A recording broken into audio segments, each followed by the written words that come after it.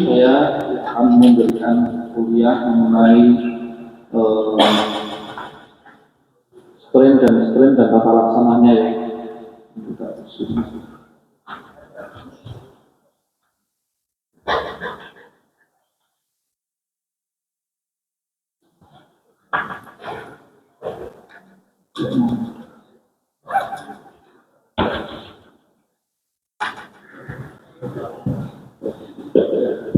Mungkin yang belum kenal saya akan mengenalkan diri dulu. Nama saya Dr. Dimas. Saya di bagian muda mengampu di bagian ortopedi ya, sama Dr. Arif. Sebelum kita mulai, kita baca basmalah dulu. Bismillahirrahmanirrahim. Sebelum kita mengenal tentang sprint atau sprint ya, itu mestinya kita harus tahu dulu apa itu tendon dan apa itu ligamen ya.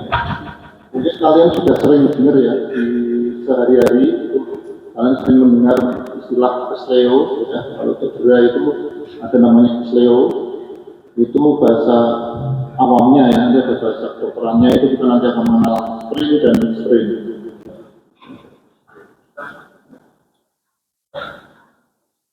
Jadi dari gambar ini kita bisa melihat dulu ya, apa itu tendon dan ligamen ya.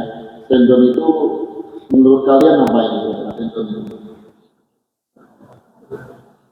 Nah, menghubungkan antara otot dengan tulang. Dengan ligamen yang menghubungkan antara tulang dan tulang.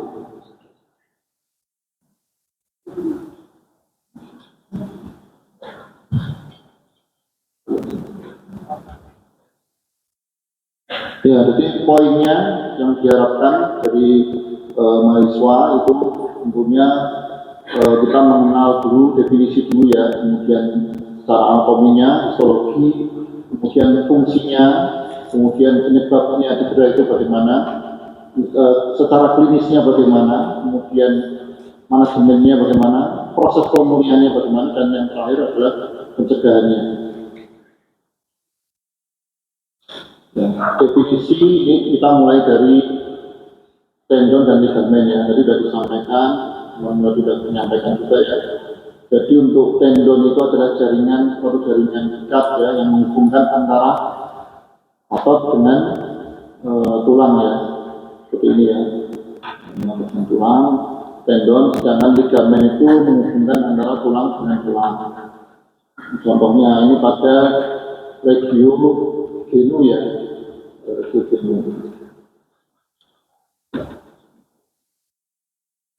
Ini beberapa contoh yang lain ya, biar kalian lebih jelas. Jadi nanti pada bola mata pun ini ada tendon yang bergerak, dan fungsinya itu membantu untuk menggerakkan bola mata. Kemudian ini lutut, ada ligamen ya, yang terdiri dari macam-macam, ada ACL, PCL, kemudian LCL, kemudian juga disertai dengan meniskus. Ini tendon, ini pada jari-jari, ada tendon extensor, flexor. Kemudian ini pada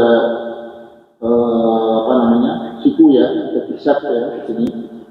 Nah, untuk menggerakkan siku. Kemudian ini ya. Jadi kita mungkin untuk sehari-hari kita berjalan, melompat ya. Ini ada otot gastrocnemius ya. Gastrocnemius itu terdiri dari ini ada dari tendon Achilles ya. Jadi gastrocnemius dan soleus membentuk suatu tendon yang besar namanya tendon Achilles. Ya, nanti jadi selain kalian belajar apa itu tendon, apa itu ligamen, kemudian penata laksanaan sprint ya, juga perlu belajar anatominya ya. Jadi kadang diskusi atau di soal itu sering pertanyaannya tidak selalu tentang tata laksananya, tapi nanti otot apa yang bekerja di situ, kemudian ototnya terbentuk dari apa, itu kalian perlu pelajari. Kemudian ya, jadi membedakan tendon dan ligamen sendiri itu hampir mirip ya, kandungannya itu hampir sama. Jadi tendon dan ligamen itu terdiri dari serat-serat kolagen ya. sama-sama memiliki kolagen yang kecil, kemudian ada matrik proteotikan, kemudian ada fibroblast. Ya, yang membedakan adalah kandungannya. Jadi ini kalian garis bawahnya adalah kandungannya. Jadi kalau tendon itu dia lebih kolagennya lebih banyak dibanding yang ligamen. Ligamen kandungannya lebih sedikit. Sedangkan proteotikannya itu lebih banyak pada ligamen. Nanti ini berkaitan, struktur ini akan mempengaruhi dalam fungsinya ya. Jadi ligamen kan butuhnya untuk apa? Untuk penguat ya, untuk stabilitas. Jadi dia butuh dia harus fleksibel sifatnya ya. Nah, yang membedakan selnya ini ada di tendon itu punya sel tenosit. Sedangkan di ligamen itu ada sel fibroblast ligamen. Tidaknya kalian tahu ada komponen yang terbentuk pada ligamen dan tendon. Nah, untuk pembuluh darahnya, dua-duanya itu memang memiliki asupannya pembuluh darahnya itu berbeda ya. Kalau di tendon itu dia lebih di daerah sekitar insersinya, kemudian di jaringan sekitar ototnya ya. Dan kemudian kalau yang di ligamen dia lebih sama dengan insersinya juga ya. Nah, ini sedangkan kalau vaskularisasinya, kalau di antara dua ini, tendon dan ligamen itu yang lebih baik itu malah ligamen dibanding tendon. Karena tendon itu vaskularisasinya juga terbatas ya. Sedangkan kalau ligamen itu ada dua macam, sifatnya ada ekstraartikular dan intraartikular. Kalau ekstraartikular itu seperti MCL yang diisi luar ya, di dalam MCL dan LCL itu ekstraartikular. Yang di dalam itu ACL, BCL, ya, itu memiliki penyembuhannya juga berbeda. Kalau di dalam sendi dan di intraartikular itu penyembuhannya lebih sulit dibanding yang di sisi ekstraartikular. Kemudian ini more better vaskularisasinya juga bagus yang ligamen. Tapi kalau dibandingkan lagi ligamen tadi ada yang ekstraartikular sama intraartikular, yang lebih baik yang ekstraartikular dibanding yang intraartikular. Pertanyaannya kenapa kok intraartikular kok lebih pemuriannya lebih sulit? Karena cairan di intraartikular itu cairan sendi itu akan menghambat proses inflamasi. Jadi kalau misalnya ada cedera di intraartikular, itu dia akan proses healing itu tidak terjadi karena pengaruh dari cairan sendi itu. Makanya jadi lebih sulit. Makanya perlu tata laksana seperti operasi, kadang-kadang rekonstruksi. Dan ini sifatnya ligamen itu dia multi injection ya. Jadi karena dia untuk stabilitas, dia bisa untuk kekuatannya harus kuat. Tendon ini biasanya satu arah, misalnya seperti itu. Tendon ini jadi ekstensi, fleksi, ya, jadi lebih satu arah saja. Nah, sedangkan ini fungsinya ya secara umum, jadi dari struktur tadi ini kalau fungsi tendon dan ligamen tentunya berbeda ya. Jadi kalau pada tendon dia menyalurkan daya ya, jadi supaya otot tulang kita bisa bergerak itu karena ada tendon. Kalau tendon kita itu bermasalah, tulangnya bagus, pasti nggak bisa berfungsi dengan baik. Misalnya kalau penata laksanaan seperti operasi patah tulang, itu kita tetap tidak hanya menangani tulangnya dok, tapi kita harus menangani pasca pemulihannya dengan latihan, fisioterapi, dengan bergerak. Karena tulang itu ya statis seperti itu, tapi kalau tendon itu kan harus bisa bergerak, tulang bisa bergerak karena ada tendon dan otot. Kalau ototnya bermasalah, pasti tulangnya tidak bisa difungsikan. Kemudian dia bisa untuk tekanan ya, tarikan otot seperti itu. Kemudian dia fungsinya seperti katrol, pule itu seperti katrol, jadi seperti di jari kita ini ada pulenya bisa bungkus. Nah, nanti kalau kalian mau lebih tahu, paham, nanti bisa kamu searching gitu ya, di internet ada pule, ada jari itu ada pule, itu seperti katrol. Kalau kita bisa ekstensi, fleksi, itu ada fungsi itu. Kemudian yang ligamen itu karena dia butuh untuk menjaga stabilitasan ya, jadi dia akan membatasi gerak sendi. Ya, jadi akan membatasi, kemudian dia memiliki mekanoreseptor ya, dan dia juga memiliki proprioceptif. Proprioceptif itu kita bisa tahu misalnya kaki kita ini kita ke kanan ke kiri, kita main basket, bola itu muter ini kita bisa merasakan ini ke kanan, ini ke kiri. Padahal kita nggak lihat itu fungsi proprioceptif ya, jadi kita bisa tahu. Untuk penyebabnya cedera itu umumnya itu adalah ada yang repetitif ya, stress injury. Jadi pengulangan yang berulang-ulang biasanya pada pekerjaan ya, misalnya bekerja di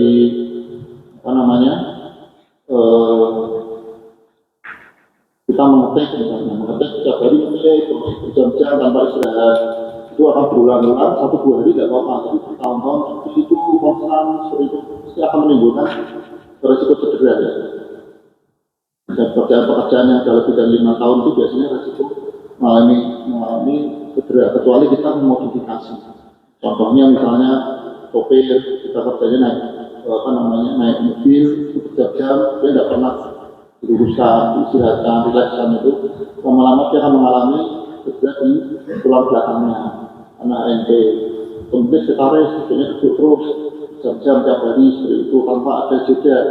Jadi ada jeda dulu istirahat. Mesin aja ada batasnya, apalagi manusia. Pekerjaan buruh itu kan sering mengalami cedera itu karena berjam-jam seperti itu. Saat kita mengembalikan botol balik setiap hari, misalnya sederhana, tapi berjam-jam, bertahun-tahun, lama-lama ada cedera otot itu. Jadi bisa karena sehari-hari, kemudian juga cedera olahraga yang paling sering ya. Olahraga yang high impact itu yang benturan-benturan, misalnya bola, basket, terus kemudian football itu ya. Tentunya yang keempat ini trauma karena kecelakaan.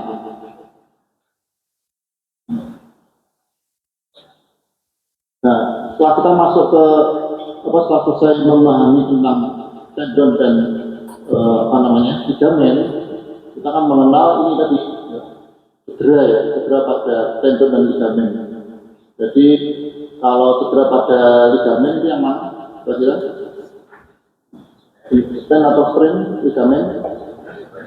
Strain ya. Jadi kalau kita memudahkan ambil salah satu aja ini ya, yang diambil tendon dari strain tendon, berarti sisanya berarti yang ligamen.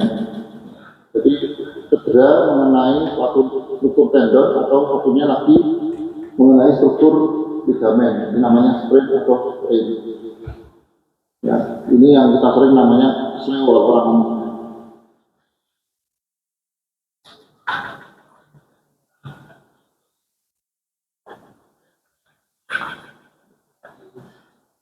Nah, ini ada juga rapotnya di sini.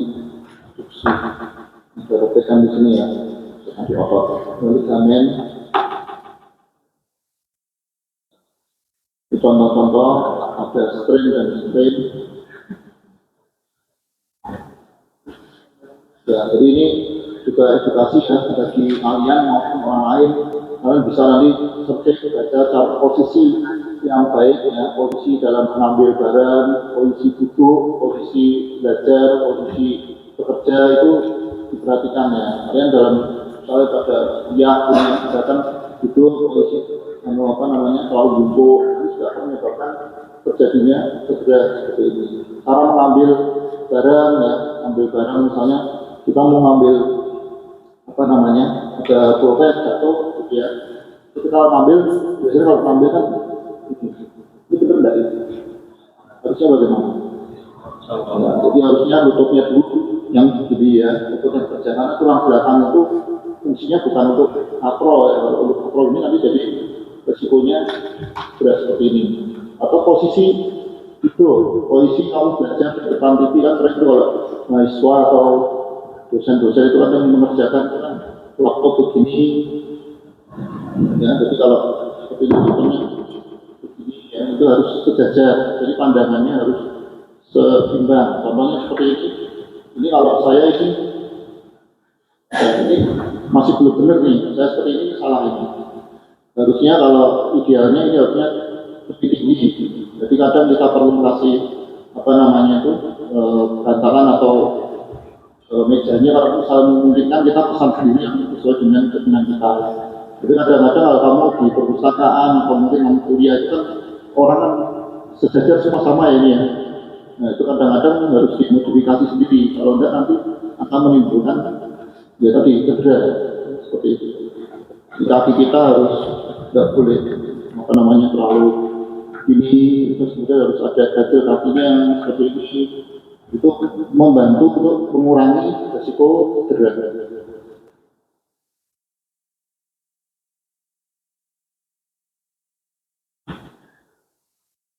Nah ini ya, jadi selain kalian mengerti sprint itu tolong kamu sudah belajar mengenai anatominya ya, yang gede-gede aja ya, yang sering dan umum seperti ini. Kalau cedera olahraga itu paling sering loh, benar kata-kata sering. Kalian sering harus tahu apa itu yang kandungannya hamstring apa saja ini, apa aja hamstring. Jadi ada ini ya, bisa semitan, semimen. Nanti kayak tadi tendon Achilles terbentuk dari apa aja. Terus kemudian ada lagi misalnya pada perkumpulan intinya gabungan atau quadriceps femur itu terdiri dari apa saja. Jadi itu kadang-kadang pada baik ujian di apa namanya S1 maupun di kedokteran itu kadang sering keluar seperti itu, pertanyaannya rumit dari awal itu masih jatuh gini, ternyata pertanyaannya akhir cuma apakah pembentukan sering pertanyaan gitu. Jadi dari awal udah kasus dulu, katanya udah kasus, ternyata hanya pertanyaannya anatomi. Jadi mulai dari sekarang kalian juga buka-buka belajar tentang anatomi lagi. Nah sedangkan untuk cedera itu ada derajatnya ya. Derajatnya itu kita bagi dari 3, jadi ada grade 1, grade 2, dan grade 3. Yang grade 1 itu baik tendon maupun ligamen itu bila kurang dari 25%, sobeknya 25% dari separuh seperempat ya. Jadi kalau grade 2 itu tidak masuk 25 sampai 50%. Kemudian kalau yang grade 3 berarti sudah lebih dari 50 atau 75% total ya. Seperti ini pada ATL ini sudah hampir total ya ini. Derajatnya baik yang apa namanya ligamen maupun yang otot ya. Untuk total.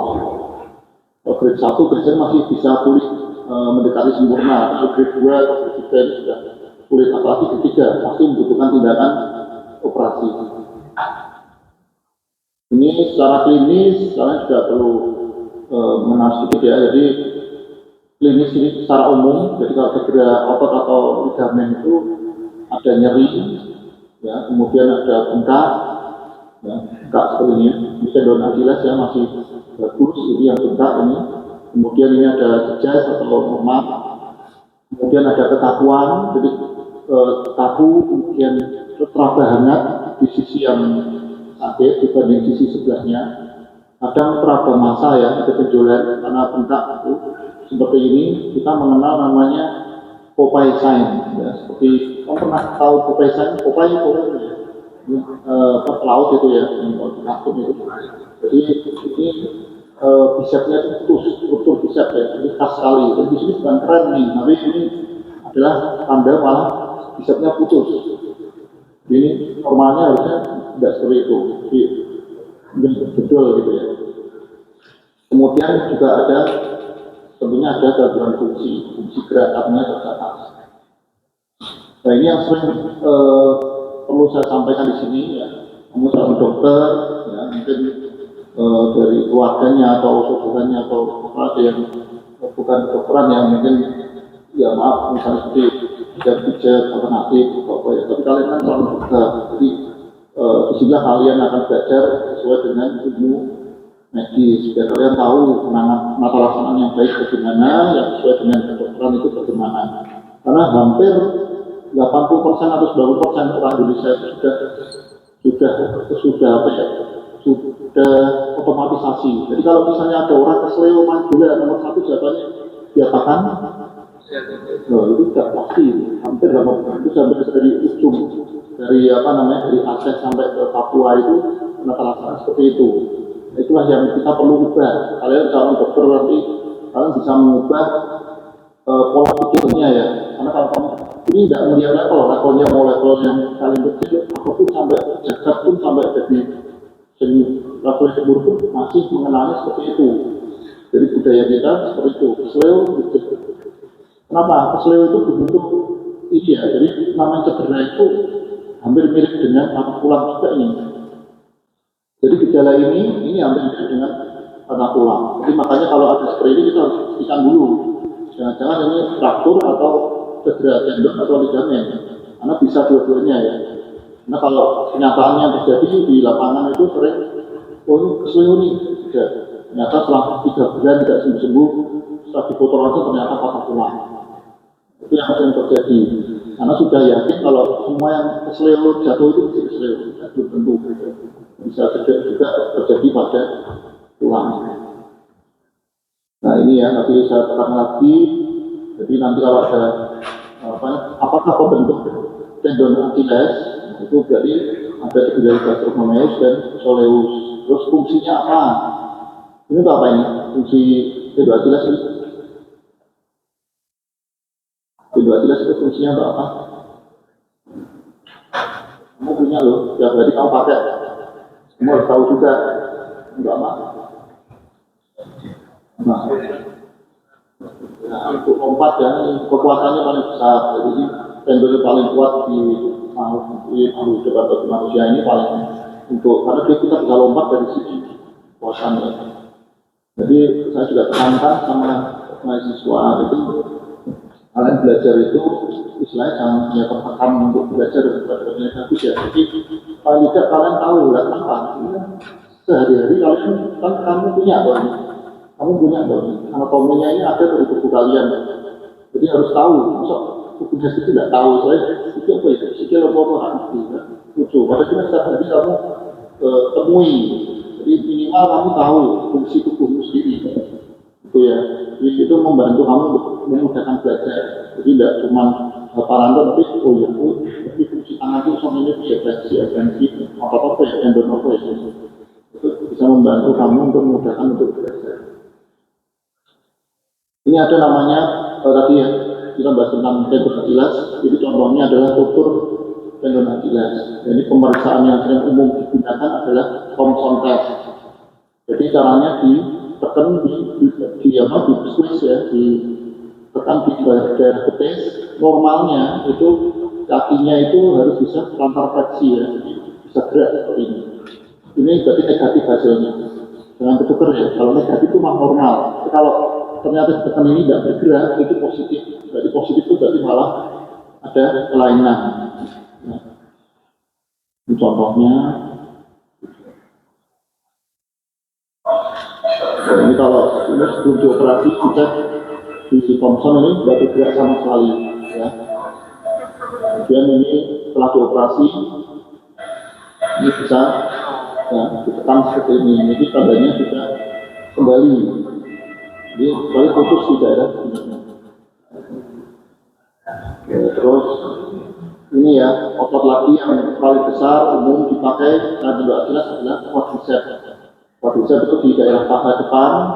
Ini fungsinya untuk apa? Quadriceps. Nah, quadriceps.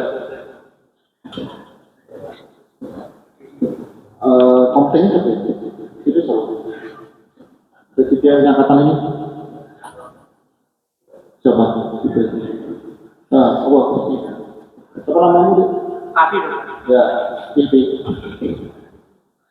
Apa fungsi quadriceps itu apa? Untuk apa? Ini kan Esensi tungkai bawah. Esensi lutut ya. Ini jangan anatomi kan? Tidak anatomi deh. Ini yang sederhana ini yang sebelumnya mantap. Tapi kalian sudah tahu fungsinya apa, terus kemudian ini pembentuknya apa? Ini ada rectus, medius, medial, ini kemudian kita mengecek pada kasus ligamen. Nanti kalau tendon yang paling umum ya, saya beri contoh tidak semuanya karena kalau kita bahas semua tendon itu banyak pemeriksaannya dan masing-masing tendon pemeriksaannya itu banyak ya. Jadi pemeriksaan ini hanya salah satu pemeriksaan. Jadi kalau kamu lihat di literatur, di buku, nanti kamu bisa menemukan misalnya untuk mengecek adanya ruptur pada ACL itu pemeriksaannya banyak, bisa sampai 20 pemeriksaan, tapi kita pakai yang pemeriksaan yang umum, yang sering dipakai. Nah, ini adalah namanya drawer test ya, drawer. Ya, posisinya seperti ini, kemudian kita dorong, ya. Ini kalau anterior kita ceknya ke depan, kalau posterior kita dorong ke dalam. Nah, ini untuk mengetahui adanya ruptur pada ACL atau PCA. Salah satunya drawer yang paling mudah.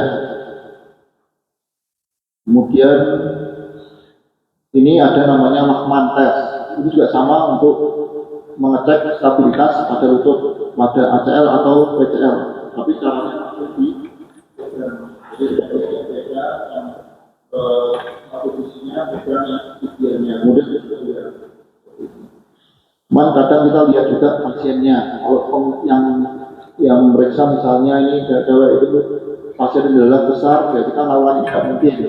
Kita bisa gunakan dengan yang drawer. Tapi kalau misalnya kamu cukup hasilnya kecil, ya kamu bisa pakai Lachman juga boleh. Ya, jadi ini pilihan ya, pilih pakai yang mana saja. Yang penting kalian paling tidak mengenal lah untuk pemeriksaan apa namanya ligamen itu ada Lachman, ada drawer, kalian tahu. Ini pemeriksaan lainnya, ya, Lachman, kemudian drawer. Ini untuk meniskus ya, yang lainnya McMurray untuk ngecek meniskus. Tapi kita bahasnya di sini lebih ke ligamen sama tendon. Jadi Pak Ida kalian tahu ini ada pemeriksaan lain, McMurray, ini ada pivot test, kemudian ada Apple compressionnya. Nanti kalau sudah masuk kelas ini mesti akan dipakai. Tapi untuk saat ini kalian cukup tahu. Nah, jadi kalau sudah kita mengetahui secara klinis, kadang kita perlu pemeriksaan penunjang ya. Kalau penunjangnya pada tulang itu kita butuh ronsen. Tapi kalau di ligamen atau tendon kita membutuhkan untuk melihat soft tissue ya, dengan lunak. Jadi kita menggunakan apa ini? Pemeriksaan apa ini? Ya, MRI ya.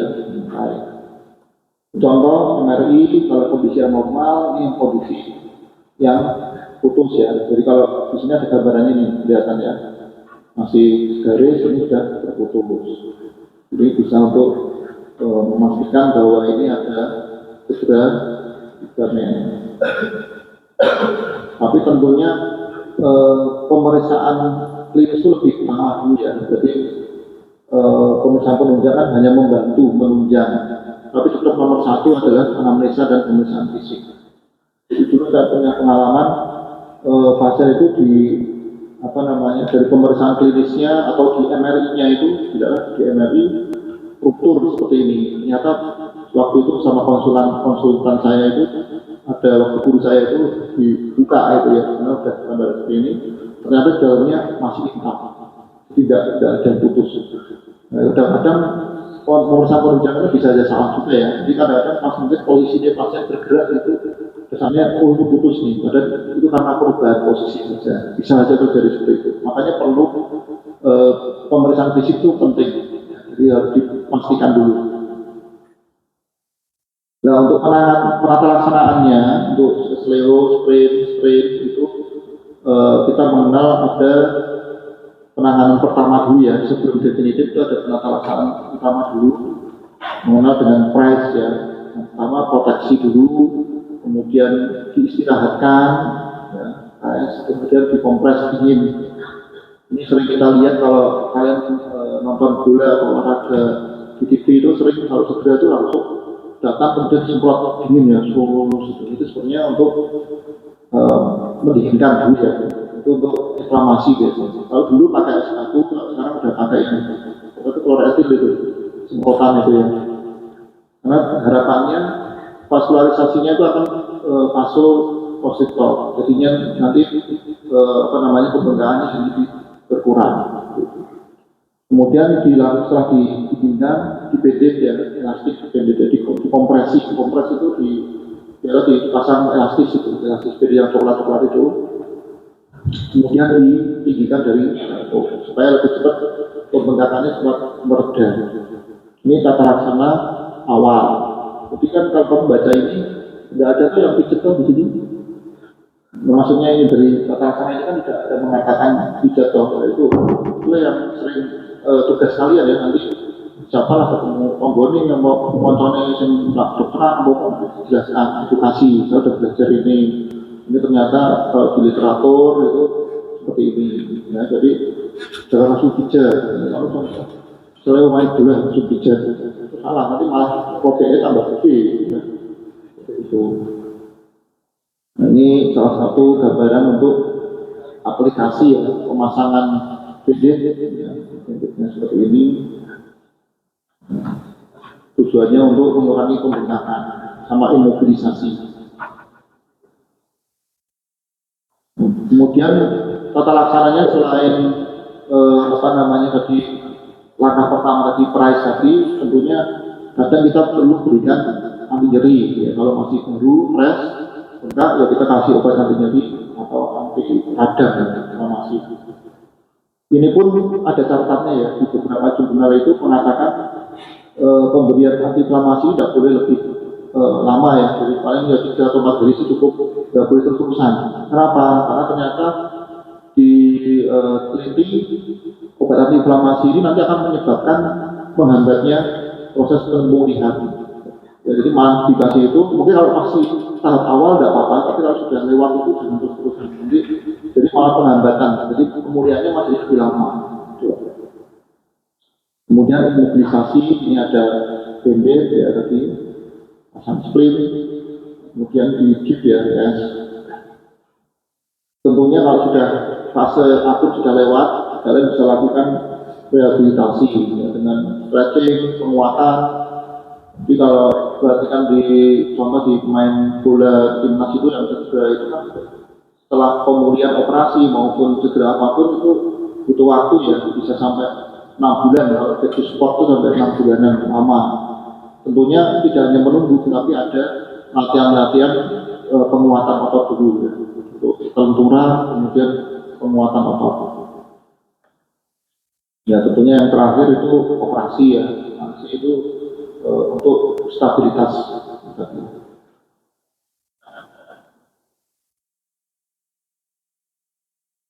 Kadang perlu bantuan ini ya, bris ya.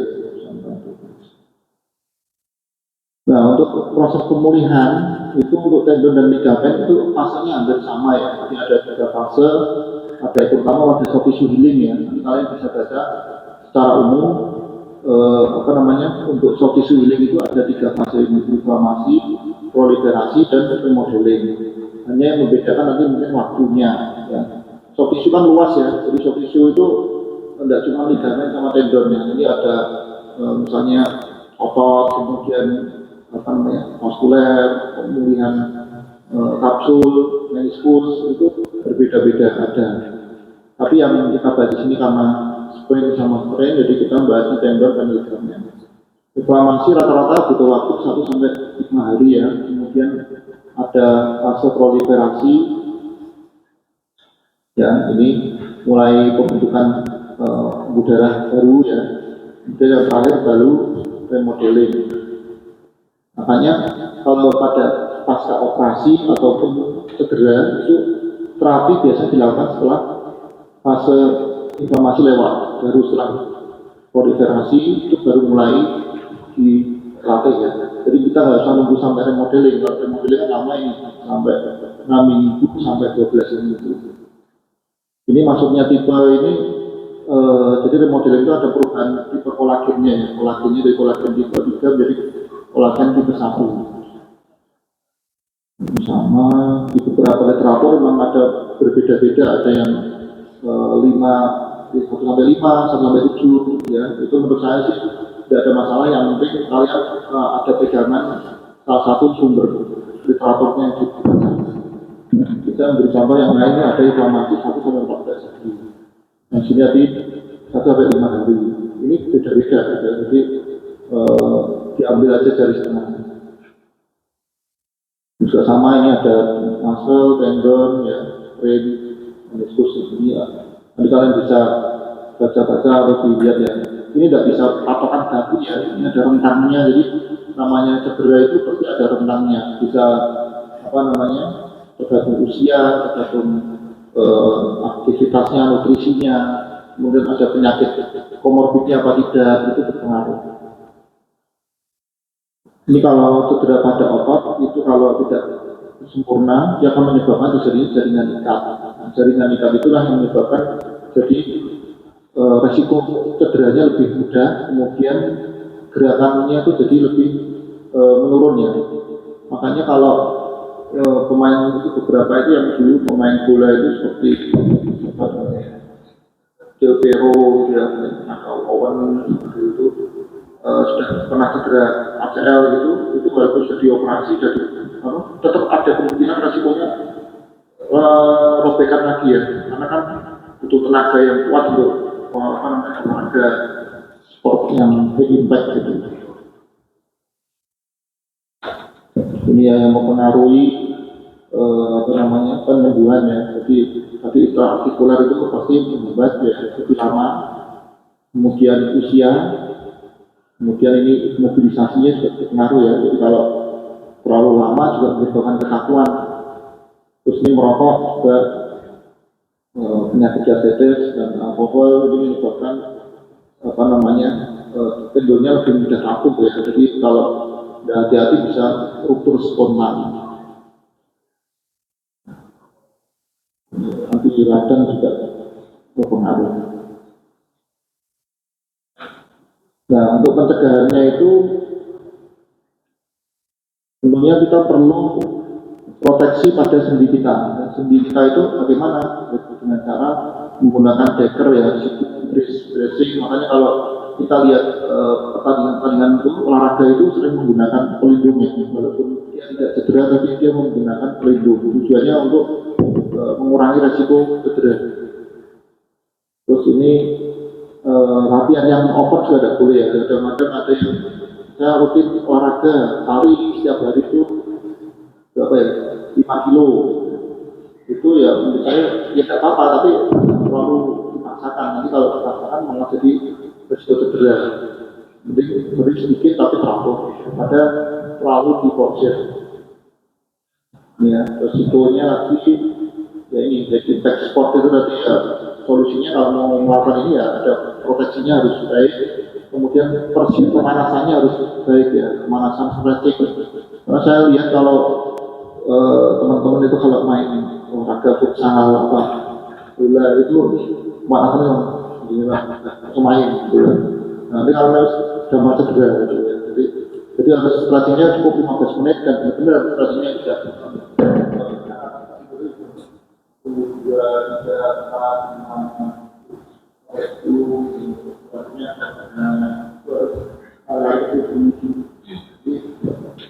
harus cukup ya.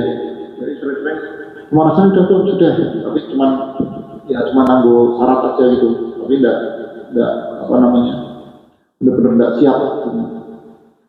Terus penggunaan sepatu ini sering tidak diperhatikan ya. Sedangkan olahraga pakai sepatu seperti sepatunya keren, tapi ukurannya longgar atau malah terlalu kenceng.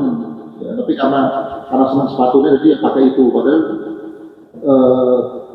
penggunaan sepatu itu penting ya, harus fitting. Kalau enggak fit itu tapi resiko cedera. Kelonggaran atau kekencengan nanti akan lecet, akan menyebabkan cedera. Nah, ini rutin exercise, itu olahraganya teratur, sedikit tapi teratur tiap hari.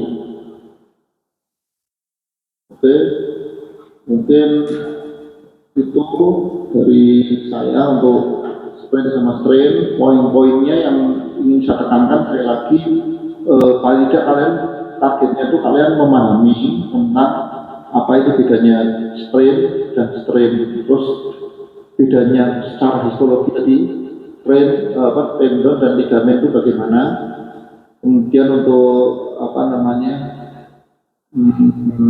anatomi ya, tadi ya anatomi nanti tolong di baca lagi ya. Terus pemeriksaan tadi sudah saya berikan beberapa contoh untuk pemeriksaan ligamen ya, untuk tendon itu yang paling umum ya, paling saya sering tampilkan itu karena paling sering. Jadi sebenarnya banyak sekali tapi tidak semua harus ditampilkan. Itu mungkin ada pertanyaan untuk dari sprint dan strain ini.